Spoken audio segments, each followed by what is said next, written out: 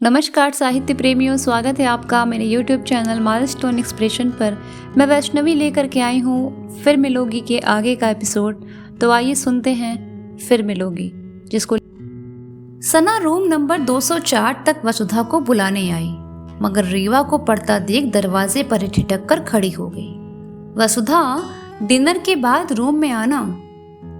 वसुधा lunch या dinner के लिए मेज तक रीवा के साथ ही जाती। वसुधा को मालूम था कि यदि वो रेवा के साथ नहीं गई तो रेवा को वहां अकेले ही खाना खाना होगा। रेवा के चिड़चिड़े की हद तक नीरस स्वभाव की वजह से अक्सर वो अकेले रहती है। रेवा को देखकर वसुधा कभी नहीं समझ पाई कि क्या सपनों का दबाव इतना होना चाहिए कि मुस्कुराहट धूमिल पड़ जाए। रेवा के साथ हड़बड़ी में डिनर खत्म करके वसुधा किसी पर्दाफाश के प्रलोभन में सना और पूनम के पास पहुंच गई। वैसे भी सना के साथ समय गुजारना बेहद सुकूनदायक होता है। रूम नंबर 203 में घुसते ही पूनम की टेबल पर रखी डिब्बी से सौंफ फांकते हुए वसुधा ने पूछा, अब तेरे पास बताने के लिए कौन सा टॉप सीक्रेट है सना देवी? सना इंतजार में ही बैठी थी। यार, तूने आने में कितनी देर कर दी? मैं कब से बात पचाकर बैठी हूँ, पेट में दर्द होने लगा। पूनम पूछ भी रही थी तो मैंने कहा वसुधा को आने दे, फिर एक साथ बताऊंगी।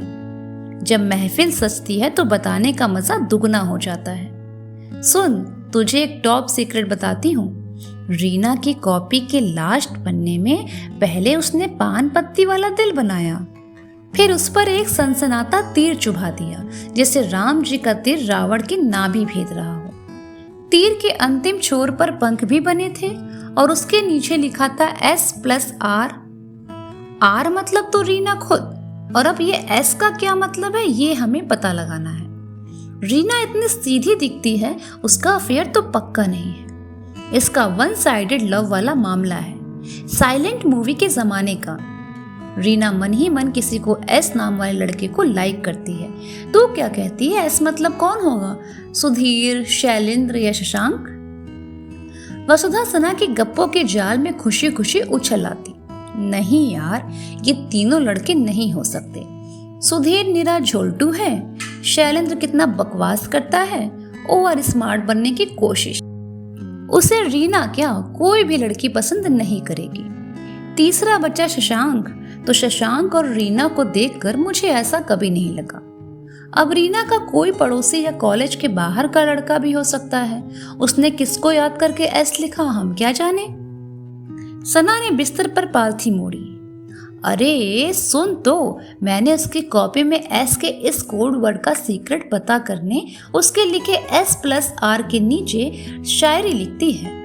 मरता हूँ इश्क में जिंदा न समझना, आशिक हो तेरा, तेरी सहेली का न समझना, तुम्हारा एस। किसी से पूछ तो पाएगी नहीं कि ये किसने लिखा, क्योंकि उस शायरी के ठीक ऊपर R+S लिखा है। ले तेरे एस के साइड से लव लेटर।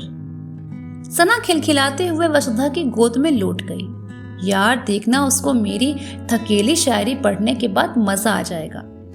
पूनम ने हंसते हुए पूछा, उसको मजा आएगा मगर तुझे क्या मिलेगा? मुझे उससे ज्यादा मजा मिलेगा।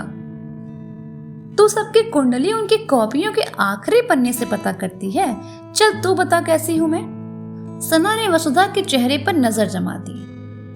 असल में तू क्या चाहती है तुझे खुद नहीं पता। तेरी बिहाफ में बोल कोई और फेंक रहा है। तू अपनी लाइफ खुद ऑपरेट नहीं करती, इसीलिए ये दूसरों से कंट्रोल होना तुझे हमेशा उदास कर कंफ्यूज रखेगा। वसुधा को अपने लिए सुनना पसंद नहीं आया। इतनी भी बेचारी नहीं हूं मैं, तुझे कैसे पता चला मेरा नेचर क्या है? सना बोली, वेरी सिंपल, तेरे लास्ट पेज पर टिक 2 के चिन्ह वाला गेम खेला गया। वसुधा झुंझलाई, देवी माँ तू क्या टैरो कार्ड रीडर है? तेरी गैसिंग गलत भी हो सकती है। टिक 2 तो पूरी दुनिया खेलती है, इसमें कंफ्यूज वाली बात नहीं है। तेरा कॉपी में जो गोदा गोदी भी है ना, वह बेतरतीबी भी है। पेन बस चल रही है, घिसट रही है। पेन को क्या लिखना है नहीं मालूम, बस फ्लो में जिधर घूमना है घूम जाए। इतनी देर से कोहनी की टेक लिए बिस्तर पर अधलेटी चुप सुन रही पूनम ने पूछा, चल बता, प्रीति चौरसिया के दिमाग में क्या चलता है? सना ने हंसते हुए हथेली वसुधा के आगे कर दी ताकि वो उस पर ताली मारे। मत पूछ, बड़ी वाली है वो। उसकी कॉपी के लास्ट पेज में फ्लेम खेला गया था। प्रीति ने बड़ी चंटई दिखाई। चतुरी ने सिर्फ अपने नाम की स्पेलिंग लिखकर और लड़के के नाम की स्पेलिंग दिमाग में रखकर लेटर्स काटे थे। मैं तो उसको भी डिकोड कर लेती। दोनों के नाम में जो कॉमन वर्ड्स हो, फ्लेम खेलने पर वही लेटर्स करते हैं। मतलब कटे लेटर्स लड़के के नाम में हैं। उससे मैं पता कर लेती, मगर वो उसी टाइम मेरी तरफ मुड़ी तो मैंने उसके देखने के पहले झट से कॉपी बंद कर दी। देखते हैं अब उसकी कॉपी फिर कब हाथ लगती है। प्रीति दिल फेंक लड़की है। उसने कई लड़कों के नाम की स्पेलिंग के साथ फ्लेम खेला था यार। 50 बार अलग अलग डिजाइन से अपना सिग्नेचर बनाकर प्रैक्टिस की थी। राम ही जाने उसे किस बिजनेसमैन पेपर पर साइन करना है। पूरा पन्ना अच्छे सिग्नेचर की प्रैक्टिस से भरा था। वसुधा और पूनम को इस खेल में मजा आने लगा क्योंकि सना के अनुमान काफी कुछ सच थे। तू रेवा के बारे में बता। अपनी बातों में पूनम और वसुधा को रुचि देख लेते सना का उत्साह दुगना हो गया। देख, वो तेरी रेवा बीबीए कर रही है। खुद को हम बीकॉम वालों से सुपीरियर मानती है। पढ़ाई से बचे समय में वह खुद को महान चित्रकार की श्रेणी में रखती है। तेरे रूम में एक बार मैंने उसकी कॉपी पलटी थी। कॉपी में नशीली आंखें, मिकी माउस, रंगोली, मेहंदी की डिजाइनें थी। खूबसूरत पंखुड़ियों वाला गुलाब भी था जिसके लंबे डंठल पर एक पत्ता था। रेवा परफेक्शन के पीछे पागल है, इसीलिए तो एक ही चित्र को बार बार बनाई थी। प्रीति को देख, वो अपने नाम का सिग्नेचर हर बार अलग अलग तरीके से बनाई थी। रेवा एक ही सिग्नेचर को बार बार बनाकर उसी को परफेक्ट बनाना चाहती है। रेवा को जब दुनिया की सबसे अच्छी चीज मिलेगी तब ही वो खुश रहेगी। खुश तो नहीं, मतलब शांत रहेगी। खुश तो वो रह ही नहीं सकती। प्रीति का ऐसा है, जो उसे मिलेगा वो उसी को परफेक्ट मानकर खुश रह लेगी। प्रीति को किसी भी हाल में खुशी ढूंढना आता है। वसुधा ने सना के आगे दोनों हाथ जोड़े। देवी, आपके चरण कहाँ हैं? ला तेरी कॉपी देख लूं, मैं तेरा नेचर बताती हूँ। सना अपनी कॉपी देती, उसके पहले पूनम ने ही सना की कॉपी वसुधा को दे दी। वसुधा ने कॉपी खोली तो पिछले पन्ने बेहद मजेदार थे। एक कार्टून चेहरा, इसके सर पर आसमान की तरफ खड़े सिर्फ 3 या 4 बाल जिग जैग की तरह और माचिस की तीली से सींकिया हाथ पैर बने थे। उसके ऊपर श्रीवास्तव सर लिखा था। श्रीवास्तव सर की इस ड्राइंग से जरा दूर बैनर्जी मैम की साड़ी पहनी ड्राइंग बनी थी जो श्रीवास्तव सर को घूर रही थी। श्रीवास्तव सर के दाहिनी ओर पहाड़ों के पीछे से मुस्कुराता हुआ सूरज झांक रहा था। बैनर्जी मैम के बाईं ओर इंडियन फ्लैग सिर्फ ब्लू पेन से बना था। इसके बीच बने चक्र से जान ऐसे सकते थे कि ये तिरंगा है। तिरंगे के नीचे एक लड़का बना था जो सैल्यूट के पोज में खड़ा था, मगर इस लड़के का श्रीवास्तव सर, बैनर्जी मैम, हंसते सूरज से क्या संबंध था, ये स्पष्ट नहीं है। इस सुहाने परिवेश को धता बताते हुए इकोनॉमिक्स फर्स्ट पार्ट के कुछ चैप्टर्स के नाम लिखे थे। आगे बैनर्जी मैम के सिग्नेचर की नकल की कोशिश की गई थी।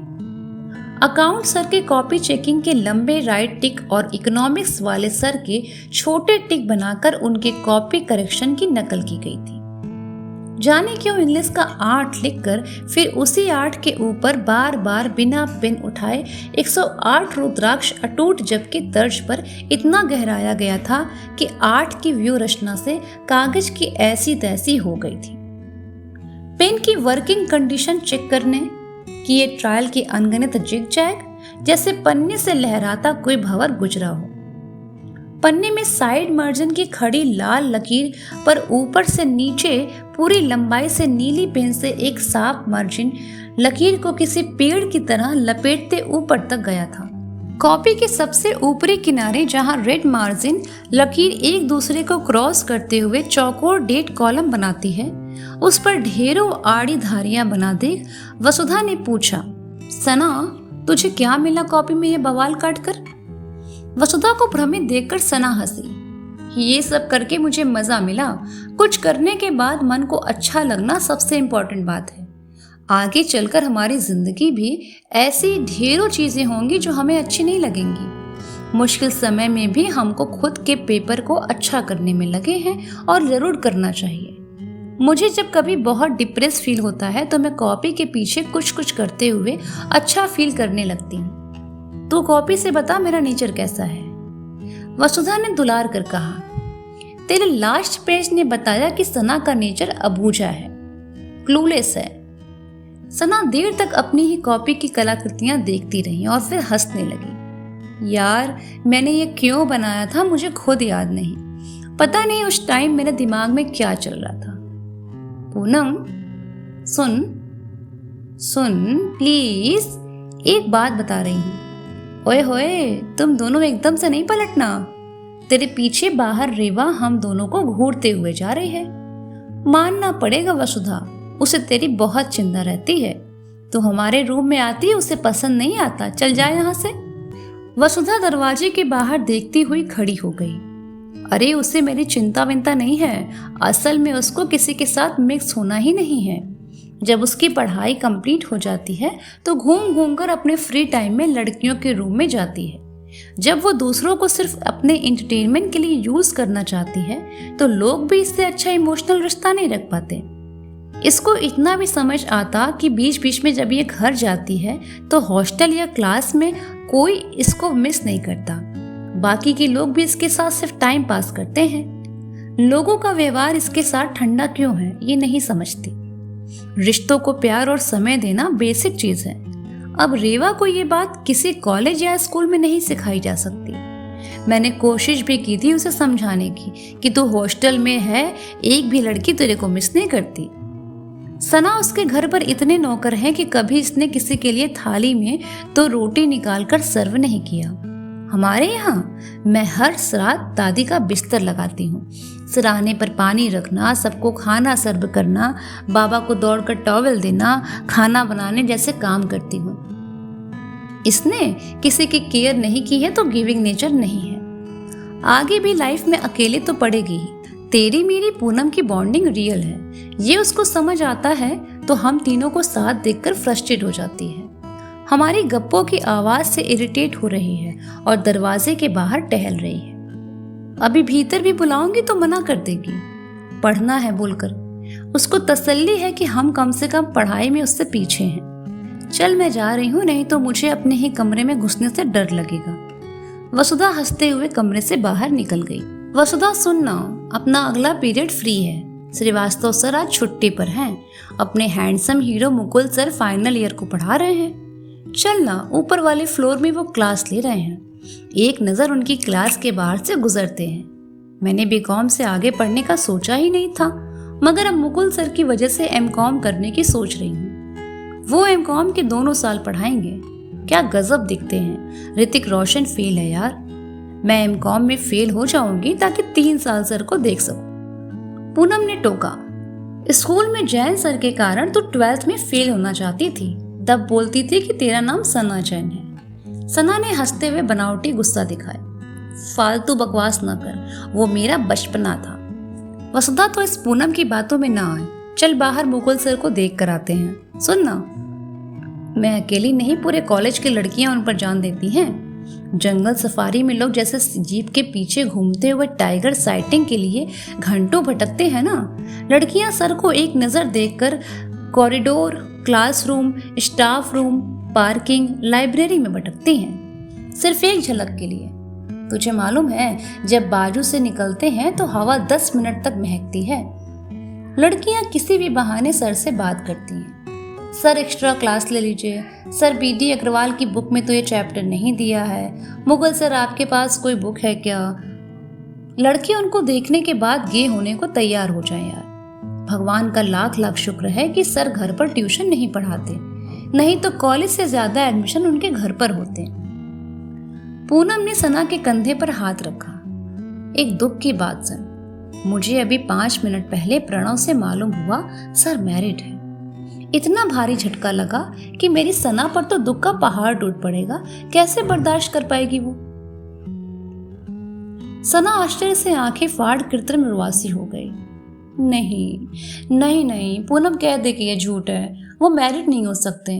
इतने खूबसूरत लड़के को शादी करने का कोई हक नहीं है। चांद, हवा, पानी, गुल किसी एक का नहीं होता, उसमें सबका हिस्सा है।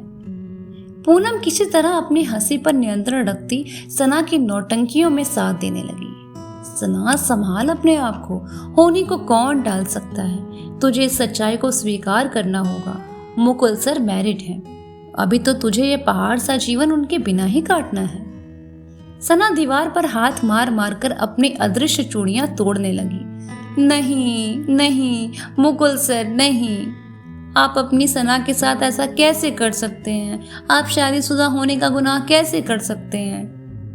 वसुधा ने अपनी हंसी दबाते हुए दौड़कर सना को दीवार से अलग कर गले से लगा लिया।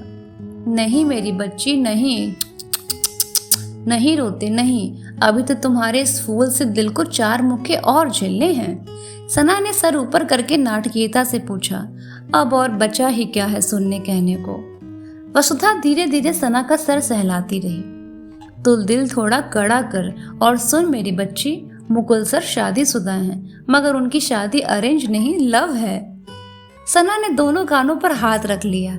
हे भगवान, ये सुनने से पहले मैं मर क्यों नहीं गई? ये धरती फट जाए, मैं समा जाऊं उसमें। पास ही खड़ी रेखा ने टेबल पर रखी पानी की बोतल खोली। चल पानी पी, आप पहले आराम से बैठ इस जगह। एक बात और, प्रणव कल ही मुकुल सर के घर गया था, बता रहा था कि बीवी सर की परी है, अप्सरा है, हीरोइन है। सना ने मुंह फाड़ा और फिर दाहिने हाथ की मुट्ठी बना अपना सीना ठोकने लगी। देवा, हाय हाय हाय, मुझ मनहूस मरिया को मौत क्यों नहीं आती? पूनम की हंसी नहीं रुक रही थी। वसुधा, इसके सीने पर पड़ने वाले 2 मुक्के तो पड़ चुके। सर की लव मैरिज है एक मुक्का, उनकी बीवी सुंदर है दूसरा मुक्का। सना का दर्द मुझसे नहीं देखा जाता, बाकी के 2 मुक्के भी तू इसे मार दे। देख, अब तो वो रो भी नहीं रही, कैसे पत्थर की हो गई है। सदमा बैठ गया, इसे रुलाना होगा। वसुधा, बाकी की बात तो इसे बता दे। वसुधा ने मोर्चा संभाला। सना, समझ रही हूँ तेरा दुख, मगर सच कहना भी जरूरी है। तीसरी बात, उनकी मैरिड लाइफ बहुत हैप्पी है।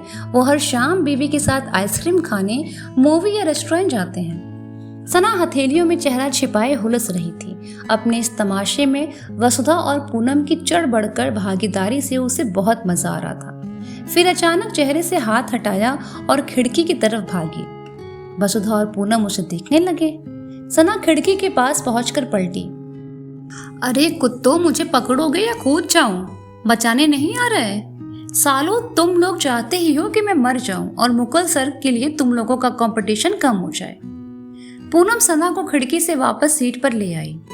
देख, इतनी कम ऊंचाई से कूदेगी तो सिर्फ हाथ पैर टूटेंगे। अभी दीनानाथ भैया छत छाड़ने टेरेस का ताला खोलने वाले हैं, तो वहां से कूदना। मरने के पहले आखिरी मुक्का तो खा ले बहन। सर की वाइफ प्रेग्नेंट है, अब तो रो ले, चूड़ी तोड़ ले या छत से कूद जा। वसुधा देख, ये रो क्यों नहीं रही है? सुन, सर मैरिड हैं। सुन रही है ना सना? मुकुल सर शादीशुदा हैं। अब हम लड़कियों का कोई चांस नहीं बनता। रो रो बहन रो। सना टेबल पर रखी पानी की बोतल पकड़कर नशे में झूमने की एक्टिंग करने लगी। ओ राम जी, बड़ा दुख देना, तेरे लखन ने बड़ा दुख देना। मालूम नहीं आनंद कब से कॉरिडोर वाली खिड़की पर बाहर से खड़ा ये तमाशा देख रहा था। उस जैसे गंभीर, दबंग, पढ़ाकू और धनाढ़ लड़के को सना की बेजा हरकतें प्यारी लगने लगी थी। हंसता हुआ भीतर आया। सना, तेरा प्रपोजल लेकर मुकुल सर के पास जाऊंगा। कौन जाने तेरा डेडिकेशन देखकर सर डिवोर्स फाइल कर दें। आनंद राय की आवाज से सना झेप और क्लास में देर से चल रहे इस ड्रामे का पटाक्षेप हो गया। वसुधा हॉस्टल के सामने वाले टेलीफोन बूथ से वर्धा फोन करके हॉस्टल के भीतर आ रही थी। तभी देखा पूनम नारियल, अगरबत्ती और पूजा के सामान की पॉलिथीन के साथ रूम नंबर 312 वाली संध्या दीदी के साथ मंदिर निकल रही थी। तो दोस्तों, ये था उपन्यास फिर मिलोगी की आज का हिस्सा। मैं वैष्णवी मिलती हूँ आपसे अगले एपिसोड में। तब तक जुड़े रहिए और महसूस कीजिए इस अद्भुत कहानी की हर धड़कन को।